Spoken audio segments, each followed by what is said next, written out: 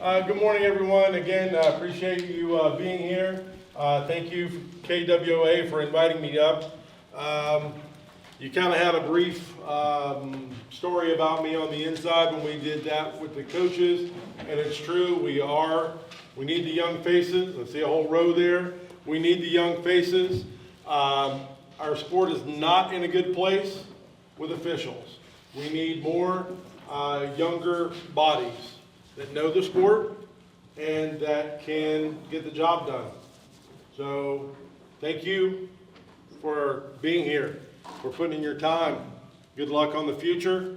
Hopefully you will be protected enough that you can make it through the first couple years. After that, the skin's going to thicken up. You're going to be in a better spot. You'll be able to take it a little bit and give it back. You can give it back to them, right? We've got tools in our toolbox. I've got this. I've got that, okay? So if they aren't doing the things they're supposed to do, don't be afraid.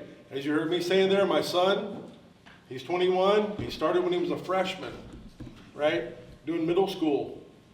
Then he did JV once he got to be a junior. And then once he graduated, he was doing all of that, including varsity, okay? It took him a little while. He was hesitant. We got this one coach back in South Carolina. The guy's a dick, all right? So my son didn't want to have to go there, but he did. You know what? The coach shut up, sat down, and coached. But he was going to push it, and they will push you as far as they can till you respond, okay? Respond in kind to what they're doing. Be nice, okay? But hey, this is what you get. I didn't do this, coach. You did it. This is what you get, okay? So from that standpoint, we're happy to have you here. Thank you all again for being here. My background, as you saw on the board in there, I've done lots of things. I've been all over the country and officiated. I've been very lucky and blessed. The Lord has done me favors that I probably didn't deserve, right? So we do what we do, and we keep trying to give back. And I'm doing my best to give back. I still, like I said, coach middle school and help out there, but I also referee. I'm the head guy in South Carolina for wrestling officials, and I'm lucky enough to travel around the country and have people bring me in to try to share the knowledge, okay? So up here, it's your clinic. We're going over mechanics, signals, and positioning. That's me. Okay. Purpose. What are we going to go over? We're going to work on explanations, trying to be consistent, as I said in there, working on signals, procedures, mechanics, reference guide for officials to help us do better. You're going to have a video of this, right, of this presentation. You can go back and look at to help you learn. We have online the Facebook page, Referees Only, wrestling page. Great resource. Go in there and watch. Try to see the videos. You got 75% saying something one way, probably go with the 75% because the others are wrong. All right? They're probably thinking about it in the wrong way. All right? Learn and master your mechanics. Identify and use the approved signals. Like I said in there, South Carolina, I'm allowing them to go action. I'm allowing them to go back out because it communicates to everyone what you're seeing. You don't have the coach bringing you to the table because, what was that called? Why did you hit my kid for stalling? I told you why, because he backed out. So he doesn't have to now make the trip to the table. Consistency, again, we need to be consistent, not only within separate parts of our state. You guys have 4 districts or divisions. We've got 4 districts in South Carolina. Georgia, I also officiate there. We've got like 12 associations. So we have a whole lot more inconsistency because there's so many people teaching and they're teaching differently. Encouraging the officials with what? To call the match, be professional and unbiased. I want to be professional with that coach, right? I don't want to be the bad guy. Why? Because there are cameras everywhere. They've got phones. Super 32, we were just there, right? Live mics, hot mics, cameras on every table. You say it and do it, it's there. Everybody now sees it. So be professional. Don't be biased. I don't care. I'm just trying to make the calls, trying to be fair on the mat, okay? Deal with all your situations, but deal with it with adherence to the rules. Again, those are things in your toolbox. Those are things that will help keep you out of trouble. So use it when it's there for your own safety and benefit. Your character and conduct, again, it's all there for everybody to see, okay? Did I do some stuff back in the day? I'm glad I don't have the internet for when I was growing up, right? Because things I did, no, I did some bad stuff back in the day. But I've learned. I've made mistakes. I've gotten better, okay? I'm doing better with how I interact with people. Be mentally and physically prepared, right? You got to be straight in the head, okay? But you also have to be in good shape. Look down in front of you right here. The man's lost a ton of weight. He's in much better shape. Me, I've lost about 20 pounds myself. I'm in better shape than where I was, okay? You guys are young. Y'all are still in great shape. Got metabolism kicking. Y'all are doing good, right? Some of us older folks, yeah, metabolism slowed down on us. So, but do your best to be mentally and physically prepared. Mentally, get in the book. Find the rules. Learn them, okay? Those are your tools to help you. Draw attention to the wrestlers, not to yourselves, okay? It's not about us. It's about the kids. It's not about the coaches, even though they think it's about them. It's not about the coaches. It's about the kids on the mat, okay? So make sure we get that right. Ultimate goal, try to make the correct call every time. Are we gonna? No. We're human. We're gonna make mistakes. Own it. Don't go to the table and try to lie to that coach when you missed a call, okay? Learn that now. Be honest, okay? You go over there. Yep, blew that one, coach. All right, I was doing a D2 match, dual. Wisconsin Whitewater was down at Limestone in South Carolina, and I missed the call. Missed it. Coach called me to the table. Yep, you're right, coach. I changed the call. After the other coach didn't come say anything. After the duel, the coach pulled me aside. He's like, guys in Wisconsin were to change that call. I was wrong. I was wrong. He respected the hell out of me because I made that adjustment. It's okay. We screw up. It's okay to be wrong. It's wrong to stay that way. Make the adjustment. Okay? Next. All right. Why do we have good signals and mechanics? Signals, that's how we communicate. Our job, safety of the kids, and communication. We have to communicate to everyone. As I said in there, you got a kid down on the mat. He doesn't know he gave up the points. I do this. Then he's in criteria, and I start counting. And the kid doesn't even know he gave up a takedown. Verbalize it. I got 3. Green, takedown. Oh, then he bellies out because he knows now he's in trouble. So, communicate. Knowing the signals. There are only so many in the back of that book. Again, I allow this. You guys don't get that here, okay? But this, that's not a signal. This, what are you showing? That they're at 90? Is 90 one of the criteria for a near fall? No. Then why is that signal there? Why are people doing that? Okay? You got to do it. Do it like that. It's at least a 45. So, know the signals. Use the correct ones, right? Do it in the situation where it's proper. Okay? We're neutral. We're neutral. Is that neutral signal? That's no control.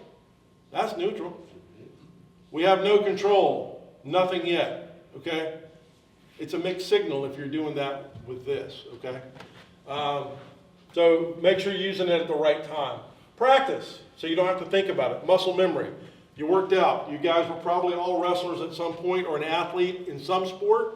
Probably wrestling, since we are here with wrestling stuff. Muscle memory. You repeat on your takedowns. A single leg, a double leg, a high crotch, whatever it is.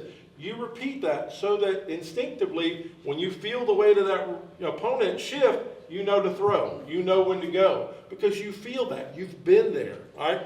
So, that's practicing. So you don't have to think about your signals. It's muscle memory. Okay? Improve them. Practice in front of a mirror. Watch videos. Again, new, right? Get a video camera. Sit it on your table. You can watch the video of yourself.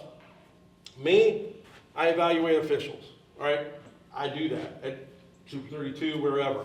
I look at the video of them, but I don't know what was in their head when they were making that call. You video yourself, you got the camera, you go back and watch it, you know what you were thinking when you made that call. Nobody else can tell you what was in your head when you made that call, but you know what was in your head.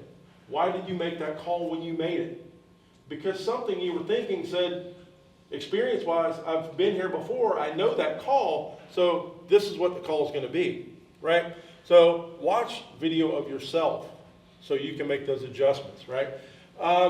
Time, near fall. 1, 2, 3, 4. Oh God, that was only like 2.5 seconds, right? We want to be consistent with our timing, right? Not only on takedowns, when we call the takedown, was it actually there, but near fall. 1, 2, 3, 4. Make it so that it's consistent all the time. Do it with a stopwatch. Do it in a mirror, whatever. Vocalize loudly. Why do we vocalize? Like I said earlier, the kids need to hear you so that they know they're giving up points. Have a mentor that will be honest with you. You all wrestled.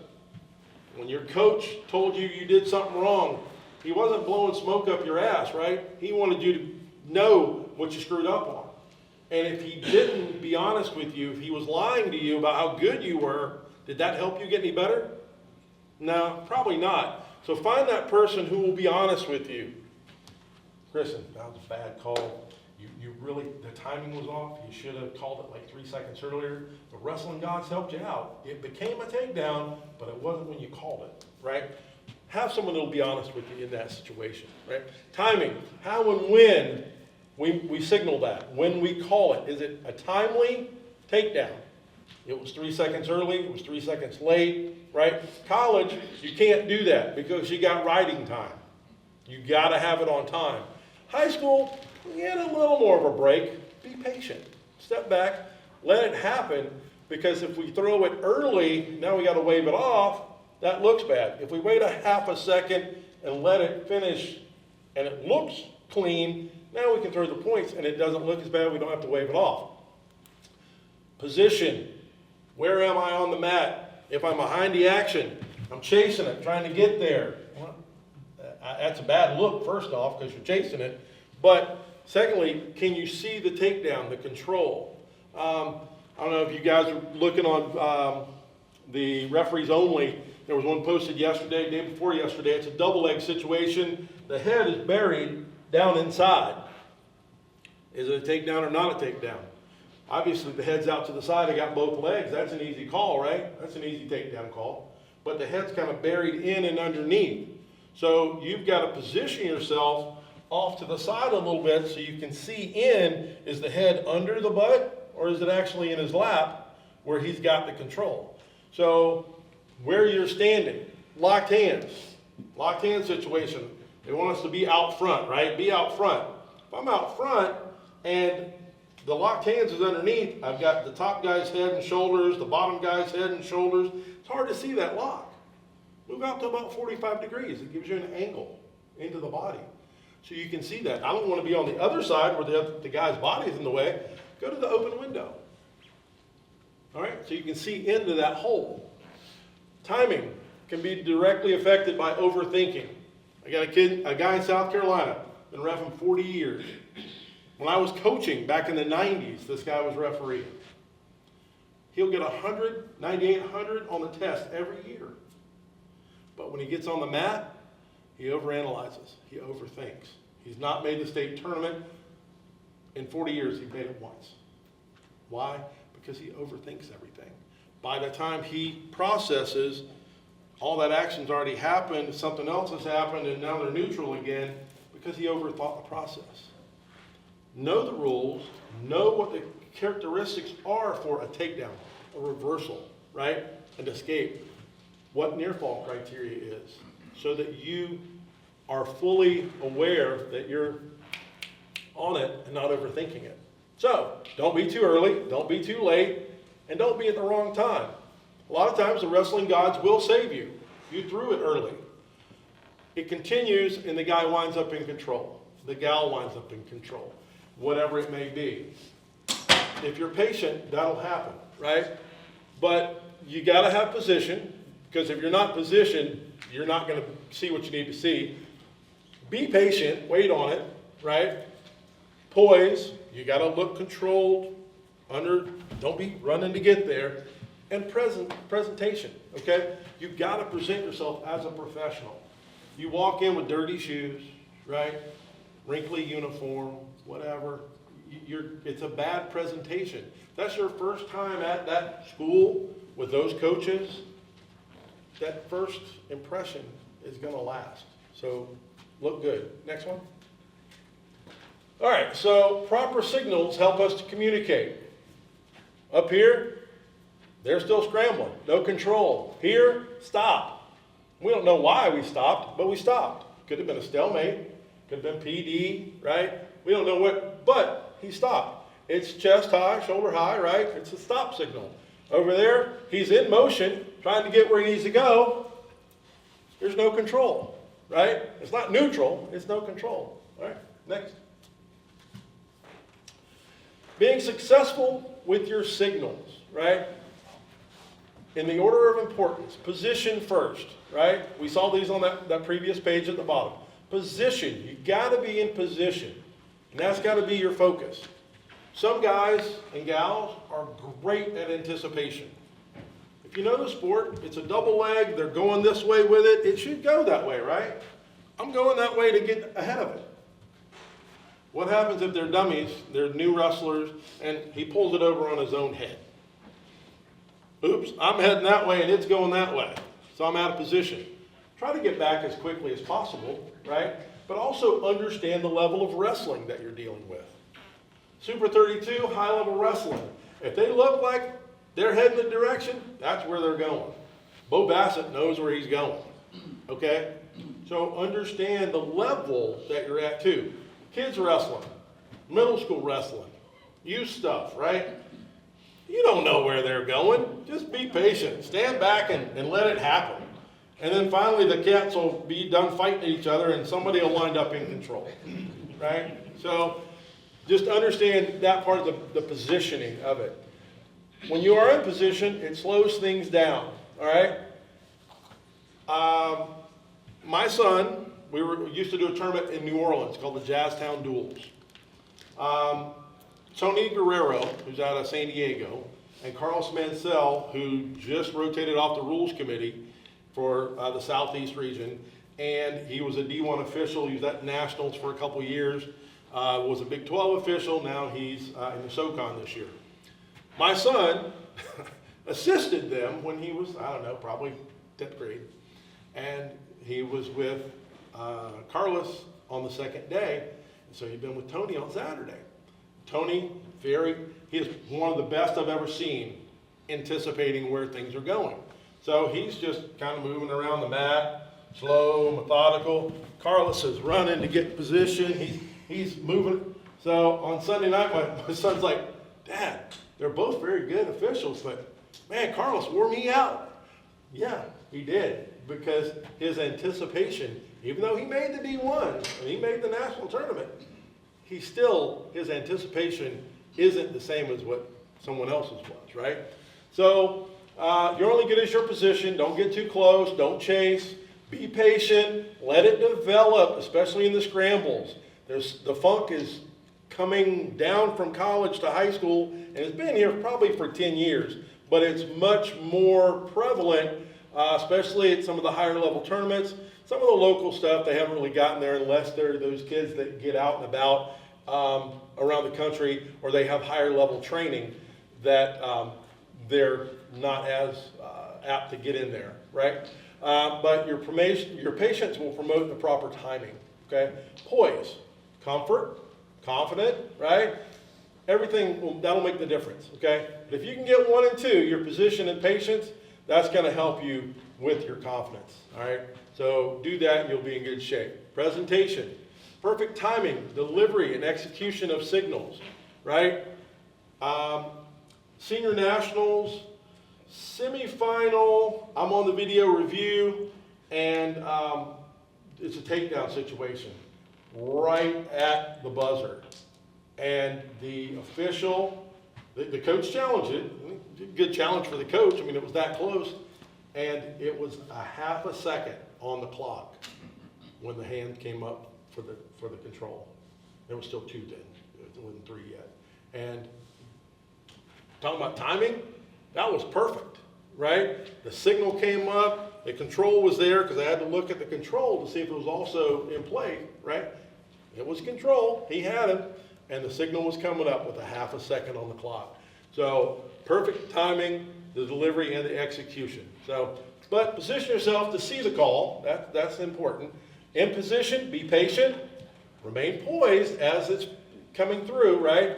And then present your signals flawlessly at the end. So one signal, we have, okay, this year, this is takedown, this is near fall, right? It's not that one. The National Federation said that it's the okay sign for 3 this year. Okay, is it for near fall or is it for a takedown? Depending on where you're at in the country, you might not have that. We have a signal for everything else, okay? We have 2, it's a reversal, right? Or it could be near fall, or it could be a stall for 2, right? But that 2 is easy. Everything else as a signal, go control for that, okay? I have 3 for the control, right, which is a takedown, and that now gives you a signal for your takedown. Everything else has got one. Go ahead and use that for your control. Next.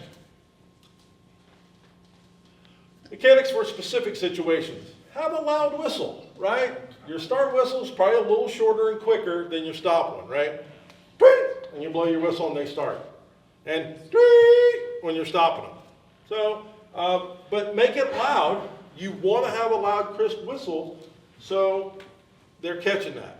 So they're starting, everybody's hearing it. The coaches know it wasn't a false start because we've had a loud whistle to start. Hand motions for start. It's top and bottom, it's neutral, doesn't matter. That's start, straight up. If I'm in between, it's still straight up on a neutral start. 10 o'clock to 2 o'clock for your top bottom. It's still the same signal. That doesn't change. Super 32, you had a couple guys down here doing that. Okay, the body position isn't the same, but the signal is still the same. If I'm in between them, I'm down doing that. They did top bottom like that. Is it any difference? No, this is the signal we're looking for.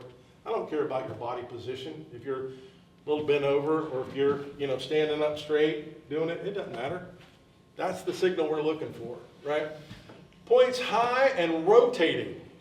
So, how many points is that? I don't know, it's side, it could be 1, I'm not sure. Now, I see the OK symbol, so I know it's probably a 3, right? But rotate them so that everybody can see, right?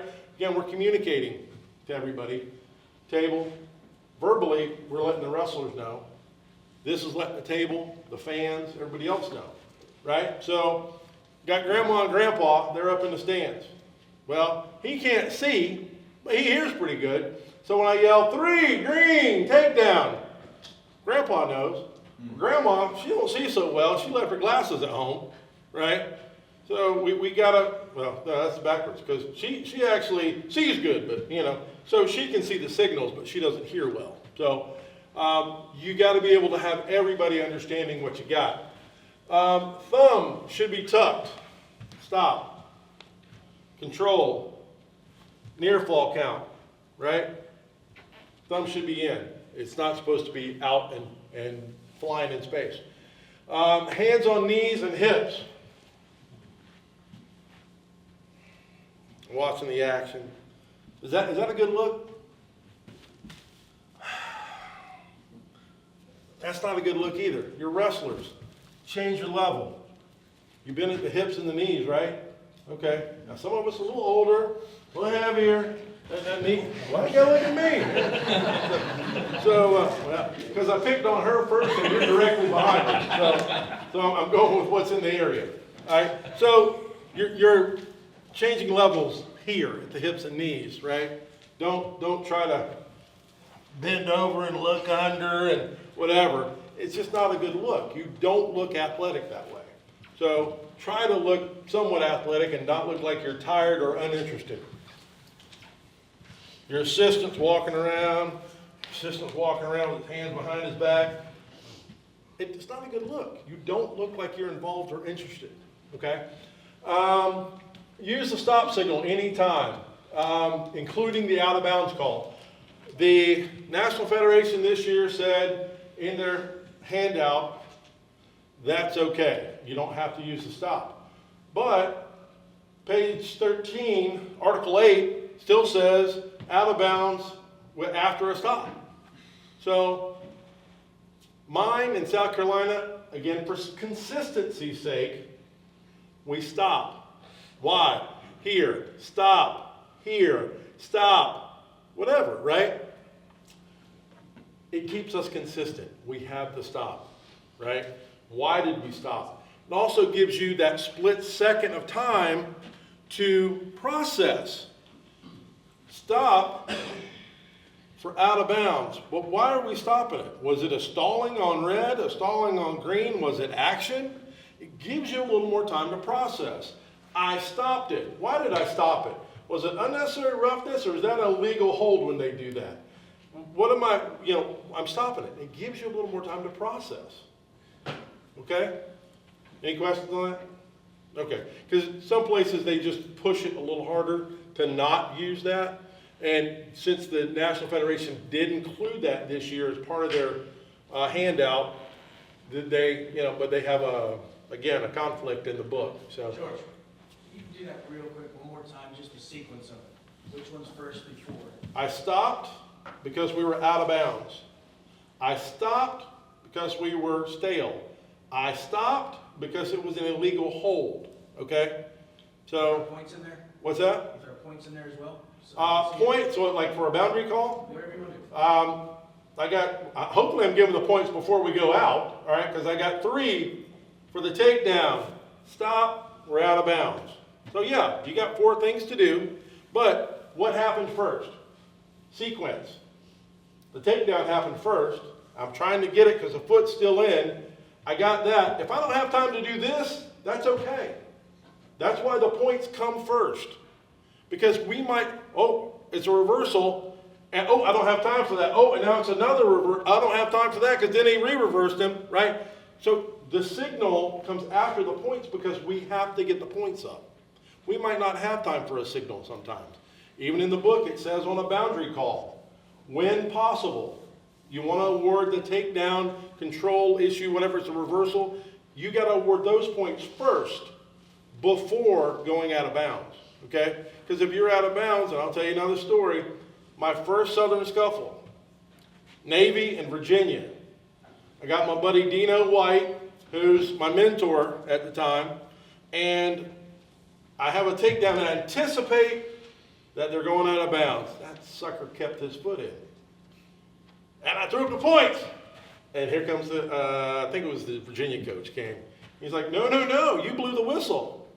So I'm going to look at my buddy Dino, who's right here at the table, and we were right in front of the table. I go to look at Dino. Dino's like, man, that is the most perfect bow I've ever put in my shoe. He has got nothing to do with me. And rightfully so. I screwed up. I had to own it. Told the coach, yes, coach, you're right. I did blow the whistle early, anticipating them to go out of bounds. Table, take off those points. The other coach, again, didn't come up and say anything because he knew that was the correct call, right? So own it if you blow it, okay?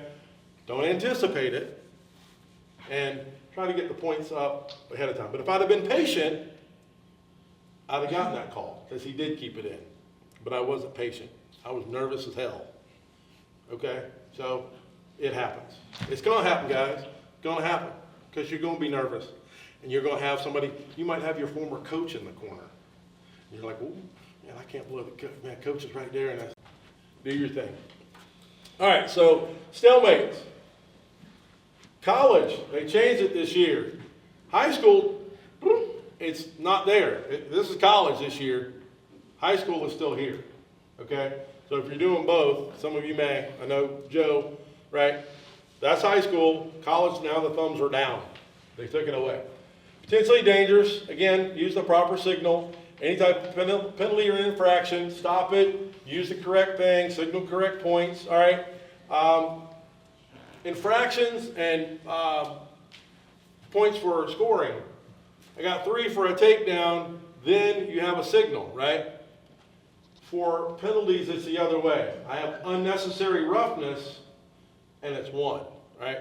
So it's backwards from one another. Make sure you newer guys understand that scoring points is one way, and penalty points is the other way, all right? Stalling on the offensive wrestler, stop it. Why'd we stop it? Because the stall, if he's down on the mat, on top of the other wrestler. Rear standing, you're not calling it because they're not down on the mat, unless it's the 2-point stall, regardless of position, right? Next one.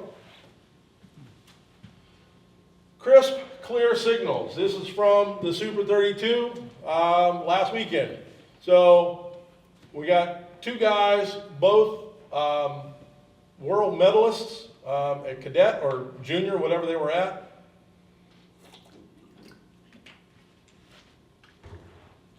And he's got arms straight up, palms facing together. That's a nice signal for neutral, all right? They've just come up to their feet from, one of them was on bottom. So, good signals, crisp and clear. What do I mean by crisp? Yeah, you got it. Boom, snap it. Get it up there. Make it crisp. Again, make it look like you're involved in the match. 2 heavyweights laying on each other. And you're moving, I'm looking, I'm seeing different angles of it. They're not going anywhere. They're literally laying on top of each other. Improve. Got to improve here. I need more top, I need more bottom. Whatever your verbiage is to these 2 that are laying on each other, right? I want them to do more. In my head, I'm thinking, please do something. Now, everybody else is looking, and the perception is the ref's really into the match because he's moving around, he's looking at it from different angles, right? He's involved. In my mind, I'm going, you 2 do something. And I'm about to have to hit a stall, right? So, but anyway, crisp and clear, use the correct signals by the National Federation. Next one. Mechanics, specific situations continued. Reversals, try to award before, your points come before the signal. All right? Now, I try to, green got the reversal. Green wound up on top. Red got the reversal. Red wound up on top. Okay? That's for me. It's also for the fans maybe to an extent, but it helps me. I know that that's where it was going, to put that guy on top. Your points come up. 1, it's neutral. Near fall. 3, near fall, right? Out of bounds, blow it, stop the action, then your signal for out of bounds in that sequence. And it has the appropriate signals listed for each of those. Choice of position. Use something that works for you. You got guys that will use 2 discs, a front-back disc, and they flip them back and forth. And that works for you, great. I got another buddy who uses a nose plug under his wristband, and he switches it back and forth. Me, I roll my wristband halfway down, all right? So I got it in my pocket. I know it was green because whatever. It's a dual. If it's not, I flip it. Where do I flip it? Do I flip it right in the middle of the lines for starting? No. Because why? If I flip it right there, now this cat's going to get down and get ready, and my disc is in his way. So now I got to come in, trying to get the disc out from under him. We're head to head, and we're on top of each other, and it just looks bad. It's a bad optic, right? Try to flip it at the top of the 10-foot circle. Here's the table. Flip it at the top of the 10-foot circle. You're going to be out on that side somewhere, right? 10, 2, wherever you're starting, or, if it's neutral, you're going to have to come in from outside to get in between them. If you flip it at the top of the 10, it's right where you need to kind of start your movement. So if you do that, you're in good shape, position-wise, to move to the next step, which is getting them set and then starting, right? So anyway, my wristband on for the second period, after they make a choice, green, chose bottom, I'll roll red halfway down. So I know third period, it's a different pressure, it's not as long. I know third period whose choice it is. It speeds up the process, okay? 30 seconds spent, table, whose choice is it, table? So 30, 40 seconds later, when they got off their phone and started paying attention to you, right, they told you what it was. Well, that's 30 seconds for the second period, 30 seconds for the third period. That's a minute extra in that match. If you have 100 matches that day on your mat, that's 100 minutes you've added to your day. Do you want to go home earlier or you want to stay later? Be efficient. Try to get through your day quicker. So use use something that works for you, whatever it may be, right? Don't use the disc to indicate choice position. Hold it between your thumb and your forefinger. Green facing that way, red facing that way. All the people on that side over there are seeing green. All the people back here are seeing red. If you really got to hold your disc, palm it so nobody else can see. Just the people out front, okay? And probably put it in the hand of whose choice it is. Green's got the choice, green's facing out, you got your green wristband. Or I flip it and leave it on the deck. Green to red, red chooses bottom, and then as that first one at the bottom, red gets set, I'm grabbing my disc, I'm putting it in my pocket with green facing my leg, I'm rolling my wristband, whichever one's appropriate, bottom end set, top cover, and we start, okay? So leave it on the mat, okay, until the choice has been made, right? Next. Mechanics in neutral. Neutral start, gotta have a foot on their line, and we all know that, right? Wrestlers can't touch each other, so their heads shouldn't be on each other. They shouldn't be already grabbing at hands, okay? They can't have anything in front of their foot prior to the start. So if they want to get in this position and have a hand back here, why they would do that, I don't know, but they can't put it in front of their foot, all right? They gotta be stationary, no rolling starts. Don't shake hands unless they initiate. Why? It's a bad optic. If you reach for the kid to try to get a handshake and he don't want to shake your hand and he pulls back like, I'm ready to wrestle, I'm not about shaking the ref's hand, it's a bad look because now you've offered and he basically gave you that. So, Can we do that to them?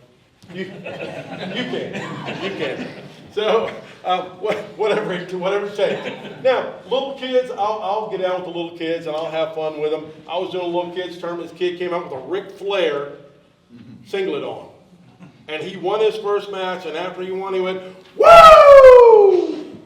And then he came up to the next match and he got ready to say, hey, you gonna do that woo again? He said, yeah, can we do it now? I said, yeah. We went 1, 2, 3, woo! And we both went woo, and we had a good time with it. They're little kids and they're having fun. We want them to stay involved, right? We want that to be fun for them. Now, as he gets to high school, he does that stupid shit, he's gonna get this. But, you know, as a little kid, let him have fun with it. So, and we'll try to have fun as much as we can, you know, when we're dealing with the coaches, when we're dealing with the fans. Let's not be in an adversarial relationship with the coaches, right? Because they're already coming at you. They think you're trying to cheat them and you're favoring the other team and whatever. I don't care which team is what. I'm just out here trying to call a fair match as best I can. So I might make a mistake, but I'm going to do my best. So make sure you look at the timekeeper. Make sure they're not on their phone. Make sure they're set. And verbally set the wrestlers. Technically, you should be set, even in neutral.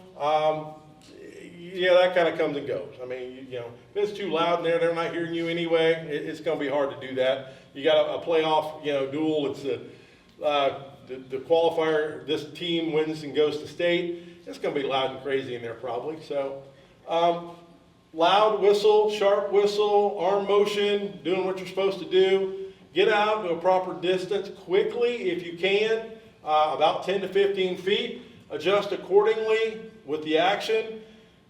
Glance at the clock, okay? So I'm here, clocks, if you're in a gym and it's up on the wall or up on the wall, or if they have a tripod clock, boom, I start them, I move back, make sure nothing stupid happens. I take a quick glance at the clock, make sure it started, okay? If you're an assistant, you're supposed to be keeping up a time and score. That's your job one, right? So as an assistant, the clock's over here behind me because the head's over there, the table's here, and he's starting, and so I'm kind of off to the side. I count in my head. We can all count to at least 4, right? It used to be 5, but now we can at least count to 4. And I count, and then most of the time the locked hands, something crazy happens in that first few seconds. Okay, I'm counting in my head, I'm at 4, I take a quick peek at the clock. It has indeed moved down 3 or 4 seconds, right? Or 4 or 5 seconds. I don't have to look at the clock to know that it started. I need to pay attention to the action to make sure that nothing wrong happens. Because if they have a quick sit out and that lock happens, and I'm over here looking at the clock, and now my head official is asking me about the locked hands, I'm like, oh, I didn't see it. Oh, oops. So try to pay attention to the action and then switch to the clock as needed. All right, roll. So, starting position, they're not touching each other. The referee's coming in. He's about to get that hand down in the middle so he can give a proper starting signal. All right, he's in there tight. He's ready to go, right? All right, don't step all the way through so that now you're literally having to move them out of the way to get to where you need to be. I'm here, stop it, start, and move out, okay? Got another story for you. Joe, you remember when the rule came in about the referee has to come in and put the hands in there? That, you know? Okay. So I had done the D2 Nationals, and this was been 2014, the next year. 2013, I'm at D2 Nationals, and I got the 2 cats, and I'm already doing that, and I come out, and as soon as I come up, this one goes. Hits the other guy in the knee. Right? He gets hurt. I now have injury time. But first, he took him down, and I'm ready to go count near fall. Well, I got Dr. McCormick, who at that time is not Mike McCormick, but his dad. He's in charge of the NCAA. We're up on a raised platform. He's sitting at the table up on the raised platform, and he's like, George, it's a caution. That's a caution. Doc, you told us in the locker room. You said we got to make it right. Make sure you make the right call. Go check the video. So we'd already started injury time. I awarded the takedown. I was going to award 2 near fall because he was in the motion of going to his back. So college, you got to award points. And Doc's adamant, it's going to be a caution only. Well, you told us to get it right. We're going to look at the video. Went over, and my assistant coming from the other side, oh yeah, he jumped. Yeah, he jumped. He did. Well, we get and watch it in the video, and we watched it about 12 times. He didn't jump. And my assistant was like, oh shit. Like, yeah, I was out. I was clear. He didn't touch. He just timed it perfectly. So what am I supposed to do? Well, I go back over, give him the takedown. Injury time, get a choice, right? So he's putting him on bottom. And the injury time, he gets to the bottom and he starts turning them and working them, right? So after it's all over, the next year, they put in, you have to be in between. You got to make sure they don't jump. Okay, well, that's the George Dixon rule on that shit. So anyway, just be ready, especially late in the match. It's third period. The kid's got to have a takedown. You know he's going to come quick. Make sure you hold him. Don't let him get that start. All right. Next. Neutral stuff again, continued. Neutral standing. Be far enough away you can see the action, but don't get in the way if it's a sudden change, right? Move in close when it's potentially dangerous or something illegal, possibly illegal, right? 10 to 15 feet is a good recommendation. Further back gives you a broader perspective. My saying is, if you're in too tight, you see one tree. If you back up, you get the whole forest. You can see more of what you need to see. So if you get in too tight, you're blinded, you don't get to see as much. All right? So if you're a little further back, it gives you better perspective on the illegal stuff, potentially dangerous, or takedowns, right? Again, anticipation, how is it going to finish? Remain out of the way, and then be ready to observe when the control is established. Work to improve your position. Situate yourself so that as they're turning, you're turning. If they're doing this thing and they just keep spinning, take a couple steps, take a couple steps. They're going to keep rotating. Again, it's those cats chasing each other, right? There's no need to try to chase them and follow them and stay with. You're going to run out of juice, right? Trying to keep up with them. So you nodding back there like you were that kid. You spin a right. You were quick. You moving, weren't you? Yeah. So all right. So work to improve your position. Keep moving. Move to either side. Watch for the hand fighting and make sure that in college you get, it used to be hands to the face and the eyes and that kind of stuff. Anticipate where you need to go next. Understand that. Don't chase. If it starts running away, let it run. Let it spin. I'm not going to chase it. Okay? It'll stop. Move counter to their action. It'll be more effective most of the time, right? Change levels. How do we do that? Bend our knees, drop our hips. Verbalize. Award the takedowns. Move in, lower your level. All right, make sure the scoring wrestler released his hands. All right, make sure he doesn't stay down on the legs too long. Verbalize. I got green. I got red. Okay, so they understand. Why? Because I don't want to have to call the locked hands on the guy or the girl, right? Because she got there and she that's clean. I got 3 red. I got 3 red. Let her know. I got the control. If she decides to stay locked, sorry, you had reaction time. I told you, I was loud and verbal. I let you know you had the points.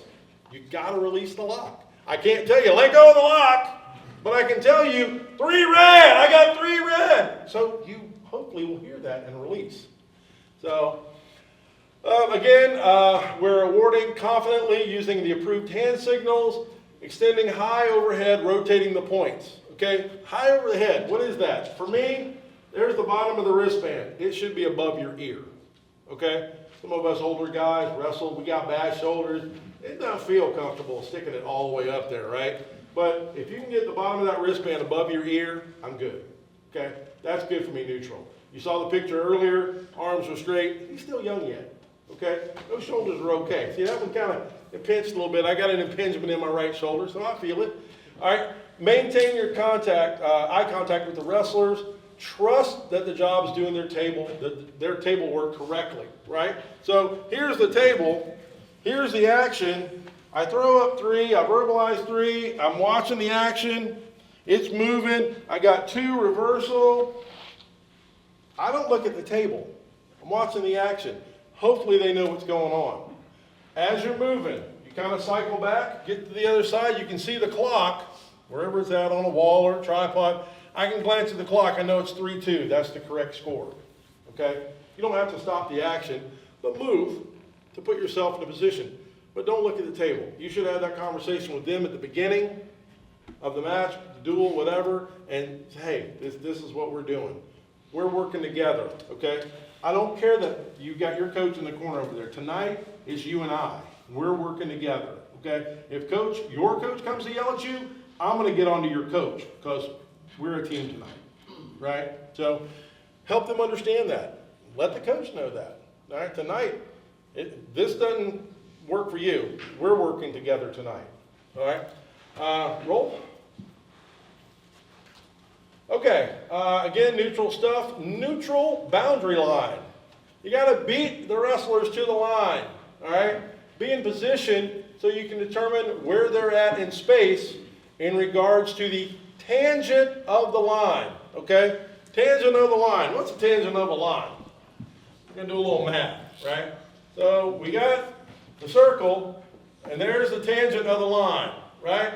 Where it meets the edge of that circle. So I need to place myself over here, looking down the tangent, where they're going to have a single point of contact inbounds, right? I have to be in a position to see where they're going to cross out of the circle. If I'm back here, can I see how they're crossing out of the circle? Not very easily, right?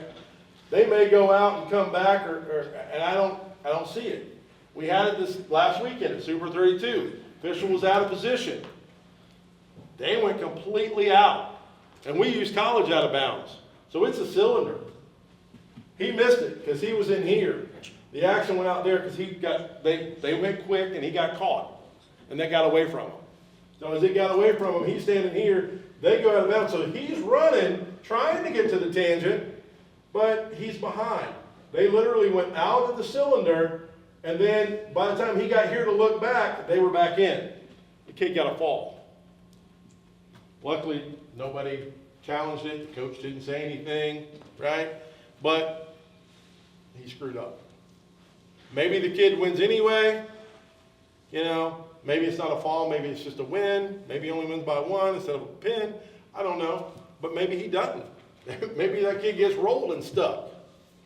I don't know. But that's when you got to do your best to get out to that line, to the tangent where you need to be. Proper distance, keep moving, be in position to make sure either wrestler touches off the mat surface. So you're on the short edge of the mat. We're up here, and there's the floor.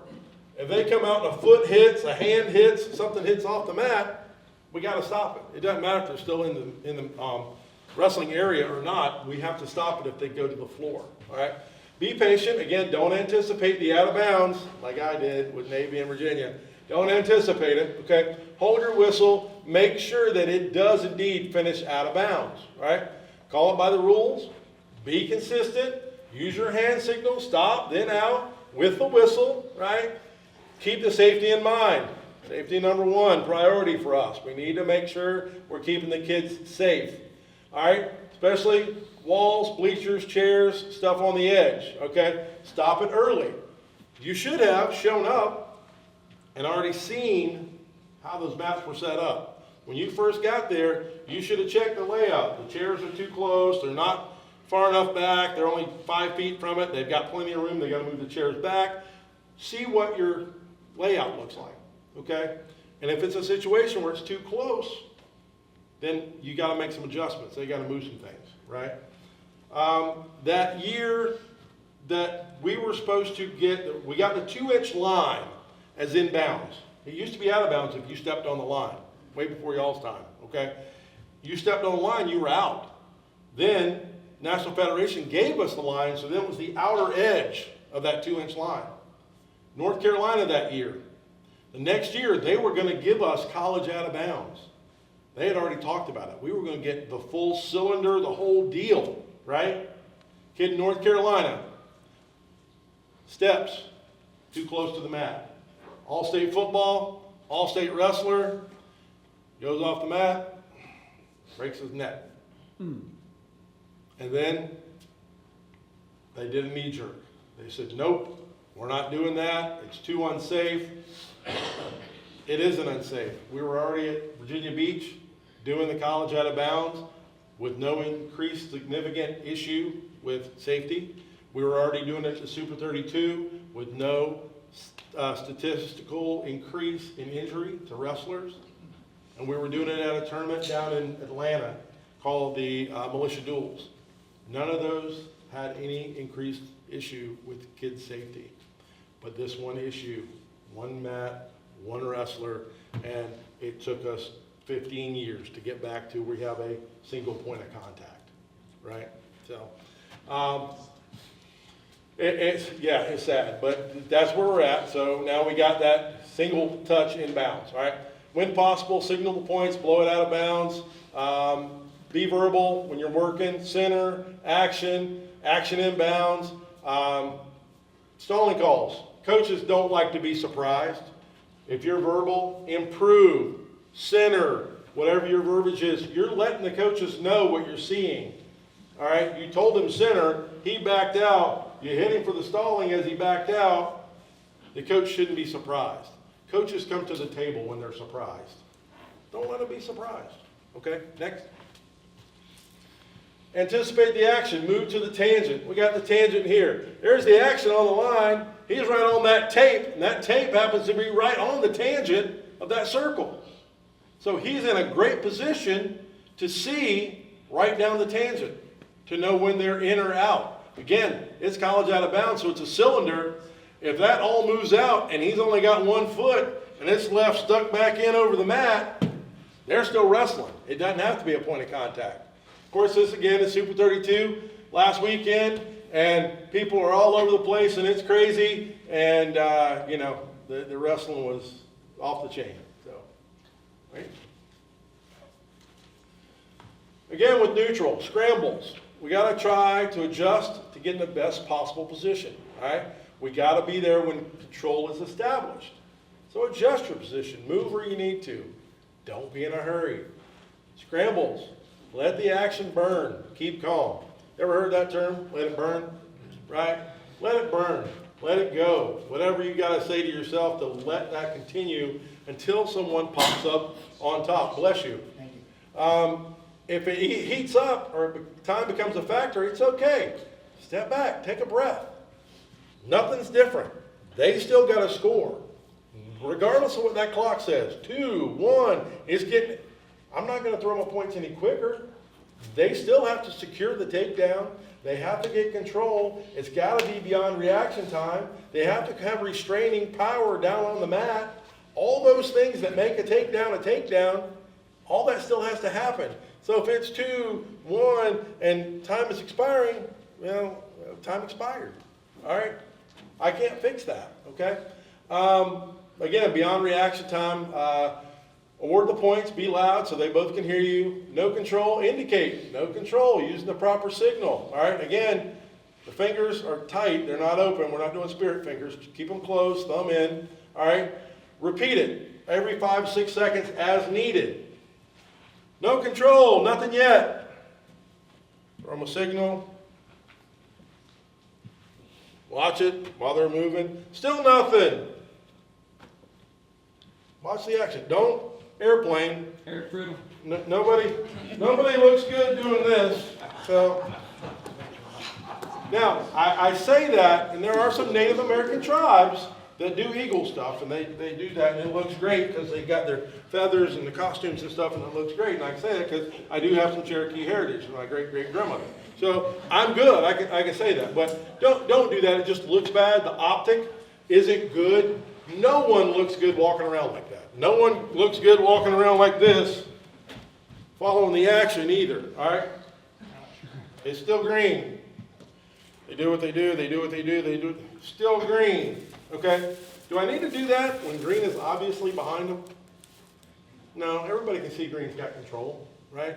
When they start scrambling, green comes around to a front headlock, or it gets kind of squirrely, then show green, yeah. So. Next, what's that? For the record, my wings have been clipped. So that chicken ain't gonna fly the coop? Okay, he's good. You need to be at Bowman Airfield. All right, we all have them. Every state, every association, we've got that guy or two that's their thing. So, next one. Top, bottom, wrestling stuff. Again, position, try to be fair, not perfect. If they're in a starting situation, and that guy's an inch up on the elbow, is that fair? Yes. He's got no advantage. That's no advantage at all. All right? He's a little below. No. If he grabs it, rotates it, and puts pressure on it, absolutely an advantage. Okay? But if it's not an advantage, if his head's a little off to one side, it's fine. If it's up over the shoulder, no. That's an advantage, right? So if it's fair, it doesn't have to be perfect, as long as it's a fair start, right? Cautions, you're probably the problem. Only 3 people can cause that. It's the 2 wrestlers and the referee. So if there are a whole lot of them, it might be you, okay? Hand movement, same, we went over that, it's the same. Indicate to the coaches, action started. Position, 10 to 2 o'clock, all right? So there's my bottom wrestler. I'm right out dead in front at 12. Nah, you can start there, but at 10 o'clock or at 2 o'clock, I've got a better angle, typically away from where the top wrestler's loading. They're loading on the other side. I'm on this side. I can see the hand, the head, the elbow. I can kind of see where that back foot is. The one that might be in question is the inside knee, if he's kind of using that to brace off the inside leg of the bottom wrestler. So, but that opposite side gives you a better opportunity to see. Over here, I can still see the hand on the elbow, I can see the near knee, I can't see the back foot, I can see the head, right? So the open side is usually a better side to be on. If the kid switches, he loads here, and then immediately switches over, okay. You can't start till I blow the whistle. I can still move over here and make my start, right? Or I can stay over here if I think everything's fair. I can still make the start, right? Tended to stand in stationary when you start top bottom. And I actually say that for neutral as well. Get in here and then go. Out here, you're set and you go, all right? I shouldn't still be walking and then try to start. Too many false starts happen that way. So try to be stationary when you're there. They're set, you briefly pause, you blow it in a commanding way, stay stationary again so you don't create a false start. Next page. Movement as wrestling continues. It starts, right? Try to get your best position out in front. Again, I say not dead out front, but 45 degrees either way into the open side gives you a better shot when you might get a locked hands type thing. 10 to 12 feet away, get that good distance away from them so you can see the action. Be prepared to move, all right? Especially something PD that's going to be illegal, right? So I work outside in. So I'm on the outer edge working toward the inside depending on what's going on. I don't work from the inside out. I'm usually out here with the wide view so I can see what's going on, right? So I'm moving with the action. I can see if something goes wonky, I'm moving in. So I move outside in, keep it legal, stay legal, whatever your verbiage is there, right? To make sure that it's not going wrong, okay? Outside, in. Be verbal as best you can, keeping it legal, reminding the coach that you're telling the kid to stay within the framework of the body, of that wing, of whatever it may be, so that it stays legal, right? So I don't want to have to stop it. I'm trying to be preventative and say, keep it legal so they don't go there. Dude, you got there. You got the bar. You got the wing, right? I want to give you an opportunity to get you some near fall. I can't tell him that, but I'm telling him to keep it legal, and if he does keep it legal, he's got a better chance of scoring. And if he's not real smart, and he rams it up there over the top anyway, well, I'm going to stop it, and I'm going to say that's PD. Watch the angle, whatever. Once I've stopped, I can give them some type of instruction that is not coaching because action is not in progress. I can say, that stalemate's on you, Green, right? Why? Because I want Green to know if he goes back to that situation, it's going to be a possible stall, right? So I'm verbalizing in between to let them know. Why? Because I'm communicating. I want them to know, without coaching them, what's going on. The coaches just got that knowledge as well. Green, that stalemate's on you. Why? Because I want the coach to know that if he goes there again, now he can coach his kid up. I'm not going to coach him. But if you're a good coach, you're going to do that, right? All right, next. Defensive wrestler coming to standing. Gets up to the feet. We got to adjust. We got to move out front. We need to see the hands out front of the defensive wrestler and offensive wrestler, what they're doing. If I'm back here, I can't tell if they're ripping fingers. I can't tell if the guy on bottom is actually holding the hands together so top can't break him loose. I don't know what's going on. I need to see it from the front. It gives me a better set of information when I'm out front. All right. Obviously, kickbacks and cutbacks. Those are big. All right. That's a yes. Can you, especially for kickbacks and cutbacks, it's a new rule change. And that's something they're pressing this year. Yeah. And I want to get some experience, some of your experience on that, so I can share with the coaches later. Kickback. Obviously, you're leaving both feet, kicking on the backs of the legs. That's a kickback. A cutback. I'm jumping, coming down across the legs of the wrestler in front of me, the defensive wrestler, trying to bring them back to the mat. Verbiage added this year. It really doesn't change the rule on the cutback. It just adds language, all right? I can still jump and leave my feet, come down and plant my foot if I don't touch him. Then I can pull him and trip him over my foot. That's still legal. If I jump and touch that back there at all, that's not legal, okay? I can't have contact with the back of the leg in a cutback. I can jump and land, trip him. I can't jump and bring any type of contact to the back of the leg, okay? That answer what you were going for? Okay. Defensive wrestler holding the hands. As I said, trying to bait the stall call, all right? He's out front, and if I'm here, who was taught to be the defensive wrestler and try to fight from here? Weren't most of us taught to get the hips away, hand pressure, fight the hands, right? That's how we were taught to get an escape, right?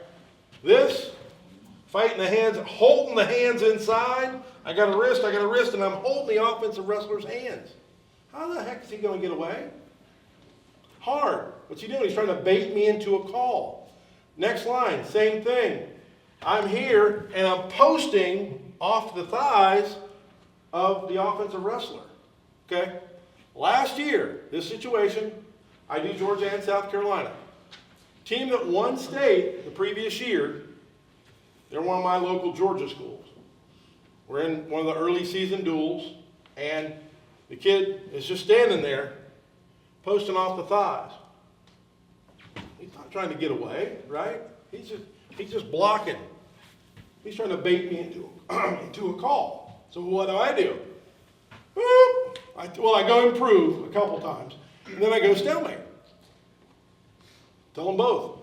You both have to try to improve there. You both have to work to score. They get set. And with the coach, well, hold on, coach. They get reset. His kid comes up, stalling. And immediately, whoop, whoop, he's out and he got his one. Why? He was able to get his one the entire time. He's trying to bait me into a stall call. What does the coach say? Before I hit him for the stall, just hold on, wait for the stall. Hold on, wait for the stall. Okay, he did. He waited for the stall. And that coach, that head exploded, whatever, because I hit his kid.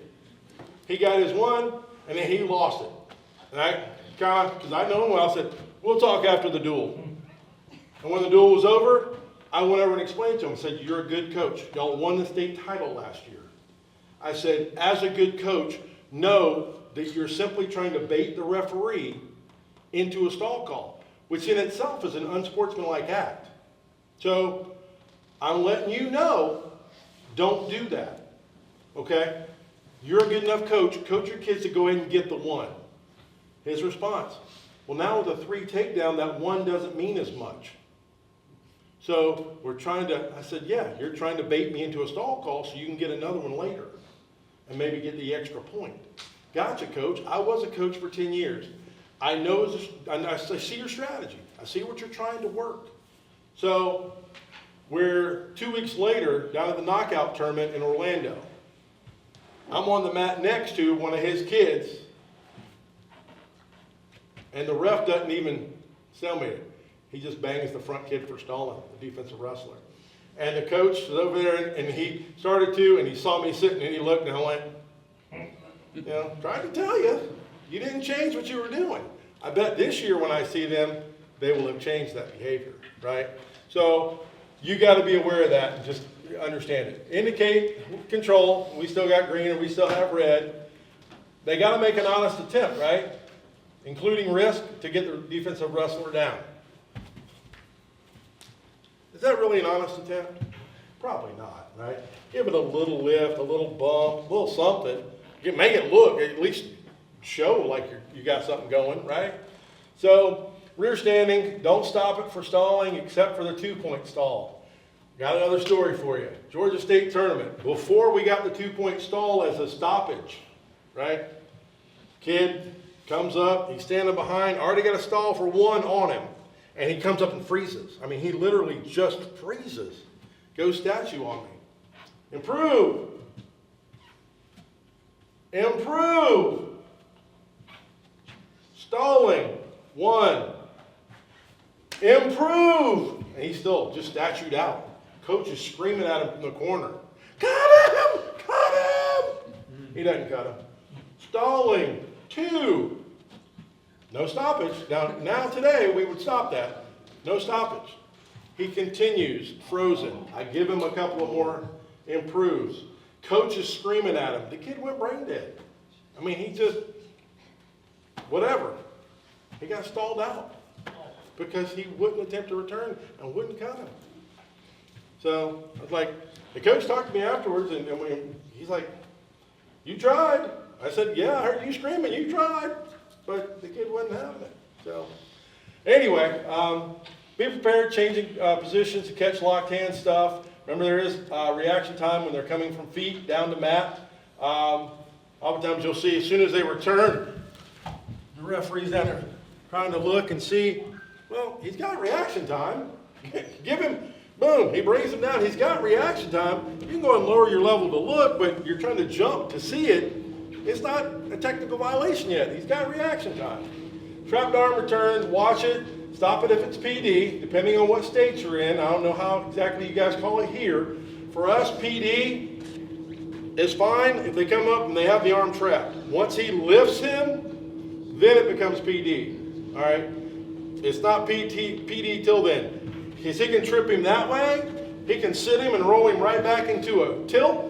He's got options. There are things he can do that aren't illegal, right? So give him the opportunity to wrestle.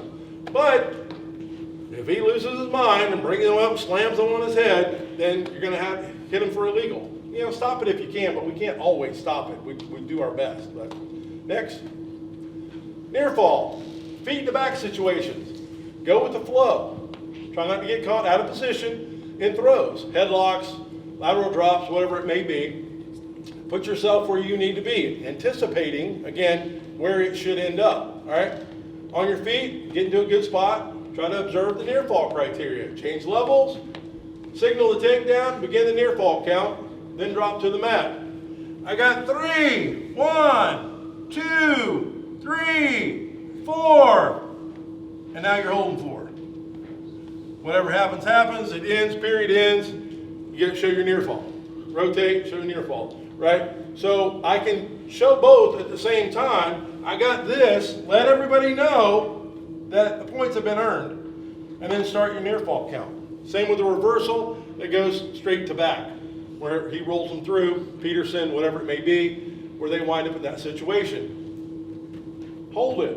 Can we score near fall? Can we count if that person isn't in control? No. We have to let everybody know that points have to be scored. Someone in control can get near fall. If they're not in control, they can't get near fall. Make sure you throw that up. Signal that so everybody knows we have control. Then you can start counting, right? Shouldn't be on your feet counting near fall. Now, if I'm running because I was a little out of position and I'm running to get there, I might get a swipe as I'm getting to position, right? But try not to just stand there and count your near fall, right? Bad optic. Get down to the level you need to be able to see it, all right? Try to go with, defensive wrestlers got to be in criteria, all right? 1, coming out. 2, they come back. 3, 4. How many near falls should that be? 2, because I got a 2 count at the end. 1 was in, 2 was out, 3 and 4 were in. Then he came back out. I should have 2, right? Make them earn the points. Don't give points away, right? You wrestled. Were you happy when someone gave points that weren't earned? No, if they weren't earned, that's not cool, right? We got to make sure the points are there, all right? Use verbal and visual when possible. It's not always possible. Maybe too loud, they don't hear you anyway, right? But if you're solid and your mechanics are controlled, those close calls, they're not going to call you to the table about them, all right? Adjust your position as best you can to view the fall. Again, there's the fall situation. I want to back up so I get the whole forest, right? I don't want just the one tree. I want to be able to see it all. Cradles, Sometimes the front's good, normally the back, toward the butt of the defensive wrestler is the better spot to be. Up here, I got a head, I got arms, I got shoulders, I got stuff in my way, it's hard to see, but if I go around to the other side, it gives me a better angle to see the shoulders in relation to the mat, all right? Make sure bottom wrestler didn't do anything illegal, you know, eyes, mouth, grabbing the headgear, whatever they may be doing. If so, you penalize accordingly and move on. Next. Or the takedown. This was a couple of years ago before we went to 3. Or the takedown, and he's already counting, right? The thumb's kind of flying, but the rest of his fingers in pretty good position. So award, now 3, and count, right? So in good position, don't see any wrestlers around, so he's far enough out that he's not right on top of the situation, okay? Next. All right, near fall stuff, right, from the mat. If they're being turned toward criteria, you lower yourself down to the mat. Again, we're not counting while on our feet. Down on the mat, stay in position, maximize your mobility and your view of the action. What does that maximize mobility mean? I don't want to get stuck somewhere down on the mat laying on my belly where I can't get up and move quickly if the situation changes, right? I'm down on a knee, I can see, I can count. I'm down, you saw that previous picture, right? He's on a knee counting. I can see because I'm far enough back. If I'm too close, I have an angle, I can't see underneath it. The further I move back, the better my angle is to that near fall, right? So I can be on a knee out here and still see what I need to see because I've decreased that angle, I've changed that angle toward the near fall, right? Wait till they're in criteria before you count, and once they're out, stop counting, right? Try to get verbal and visual, right? And that'll help with the coaches, keeping them seated at the table, not over there. I mean, seated at the corner, not at the table, so you don't have to bother with them. Wait till the danger is ended, all right? And the exception now is once they have come out of criteria, it's over. It's a tech, right? Red winner, all right? I got red outside, red winner. He got the tech fall. All they got to do is come out of criteria. Don't have to come out of the hold, the situation, the whatever. They just got to come out of criteria. So they're at a 45, now at 90, it's over. We're done. Okay? What is until danger has ended? Okay? For me, danger is don't say the same hold. The coach is yelling, that's the same hold, that's the same, that's a different hold. Well, let's see. He went from a Peterson, he got his reversal, and I got some near fall, so I'm holding 4 for him. Then he switches to a headlock. Is that a different hold? It's a different hold. Different hold? Different hold because now it's a headlock. It's the same danger. The danger hasn't changed, right? That person on bottom can't defend themselves yet, so we're holding those points. Then he switches from the headlock and rotates over to his chest and sticks in a half. That's 3 different wrestling holds, right? So if you say hold, we got same hold, same hold. That coach is going to bring you to the table and say, that's 3 holds. That should be 3 sets of near fall, right? Yeah, that's what he's going to get because he came over, acting silly. But by what you told him, you said it was the same hold. It's not the same hold. Use the same danger. That doesn't matter about what they're in. As long as that kid is in the same danger, can't defend himself, that's the term I use. Use whatever term you want, but don't say same hold, okay? Because same holds will get you in trouble with the coach, right? So, referees only, those of you who are on it, and look, you saw a situation from the Super 32 last Saturday. Low leg Turk. Bo Bassett has the low leg Turk. The kid can't turn his hips. His hips are caught because Bo's got that bottom leg. He can't get back to a position to defend himself. The ref didn't catch the low leg Turk. Near fall, near fall, near fall. The kid couldn't go anywhere. It should have been 1 set, right? Again, don't give up free points. Don't give up points that aren't earned, okay? Huh? Oh, okay, all right. So just be aware of that, right? Again, we went over the signal stuff earlier, right? That is nothing. This is nothing, right? Try not to shake your head to indicate they're in or out of criteria. No. No. They're either counting because they're in, or you're not counting because they're not in criteria. All right? That, you can do it. If it's loud in there maybe, that helps everybody because you're communicating with them to let everybody know, no, that's nothing. But if it's a quiet gym and it's not real crowded, and just, if you're either counting or you're not. Right? Next. Injuries, recovery, and HNC timeouts, all right? Unless it's obvious, confirm that the wrestler needs injury time. Ow, ow, ow, ow. Maybe he's just getting worked over on bottom, right? Maybe he's getting worked over. Bottom man, you need wrestling? You need injury time? Bottom man, you need injury time? No, okay. Keep getting beat on. I'm good. I was just checking. So, you never know, you know? So, check with them. And that keeps you out of trouble too. Liability-wise, people like to sue, right? They're always suing about something. Well, if their kid gets hurt and he was injured and you didn't give him injury time, well, I asked him, coach. He said he was fine. Okay, I can't help that. All right. Stay in position to see wrestlers, coaches, and the clock. Ideally at the table. All right. Why at the table? Because out there, that's the coach's realm. His kid just got hurt, right? Now you're standing out there right next to the coach, and that coach wants to light into your backside.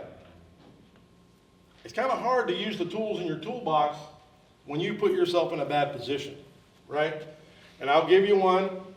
High school nationals 2 years ago, or maybe it was duels, national duels, and the ref, he's out there seeing what's going on. Hey, what's happening there?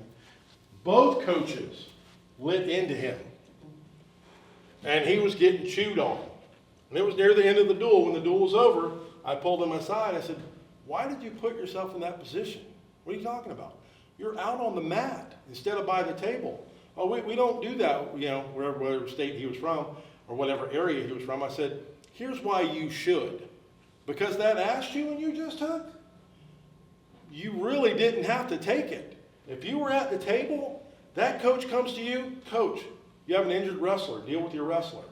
We'll talk when you're done with your injury time. Now when he comes to you, you get him for misconduct. If he comes to you while his kid's injured, now I can hit him for unsportsmanlike. Dude, deal with your kid. Don't come over here harassing me. Deal with your thing as a coach. Your thing as a coach is what? Your wrestler. Don't come after me. But if I stay out there, I put myself in their domain. And now when they chew my butt, you know, I can look at the clock. I have people, well, if I'm by the table, it's hard to see the clock. Okay, glance at the clock. Again, we can count. I give them a countdown. We got 1 minute. We got 1 minute used. We got 15 left, coach. Then I walk out, about 10. Hey, we're down to about 10 seconds, guys. We need to get this wrestle ready. We got to have them ready to go. So that they know. I'm not trying to DQ the kid. I want to keep him wrestling. But, coach, y'all got to get done with your business, right? Okay, inform them at a minute, at 30, and then at 15. 7, injury time, right? Stoppage.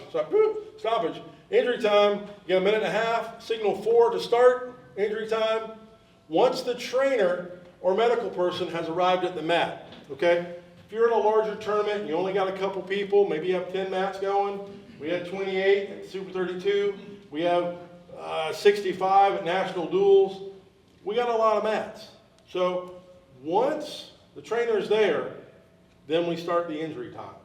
Because we don't want to burn the kid's injury time when the trainer isn't having time. So I started, the trainer comes in at 45, the kid's only got 45 seconds to be evaluated or treated. We don't want that, right? We want the kid to have their full amount of time.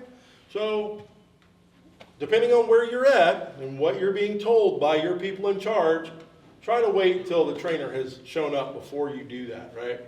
Question. Yes. All right, trainer's on another mat, stop for injury time. We're waiting for the trainer to come. 20 seconds goes by, kid's ready to go. Yep, so you turn to the clock, run 1 second of injury time. Now we have a charge timeout for them because the coach decided the kid was good, all right? That's what we do anywhere else, right? So it has to be accounted for. So run 1 second, and then we restart, right? So, because we can't let it just go for free. Right. You don't get the timeout for nothing, right? Make sure you know the proper sequence, and make sure you get the wrestlers restarted, top, bottom, or neutral, as they were when the timeout started, right? Recovery time, signal, you get 2 minutes per instance, right? Make sure they're restarting again in the correct position. Make sure it's illegal, unsportsmanlike, or unnecessary roughness, right? It had to be something done wrong. That's how you get the recovery time. Except for one technical violation when they false start and take out a leg. That is also recovery time, all right? That's the one technical violation that falls under that sequence, right? Good, next one. All right, concussion protocol. We got 5 minutes, all right, with concussion protocol. Injury time, we started. We inform the trainer. Could be an H&C issue. The trainer assesses it, not us. I am not a trainer. I am not a doctor. I don't care if you are a trainer or a doctor and you happen to referee. That's not your job that day. Your job that day is to be a referee. So you're going to let the trainer deal with that situation, right? They decide it might be, we're going to switch. Okay? They get their injury time back, right? And we're going to show the H&C. Tournament, the referee, the kids bump heads, and it's a 2-2 match, third period. One kid goes down to the mat, obviously out. Kid's out cold. Referee turns, trying to get a trainer, right? Trainer comes down. During that 15, 20 seconds before the trainer got there, coaches, roll the kid over. Arm flops, head flop, kid's out. Coach gives him a couple of whacks across the face, wakes him up. Here comes the trainer. Trainer never knew the kid was out. Trainer asked the coaches. Oh, no, he wasn't out. He wasn't out. So, what's the liability there? The kid was unconscious. They are not supposed to continue at all, right? It isn't caught. So this kid winds up winning in overtime, right? He makes it through. There's never an H&C protocol put into place. It's just injury time. Ref never signaled injury time. So it went about 1 minute and 40 seconds. And the kid continued, the kid won, the kid went to his next match.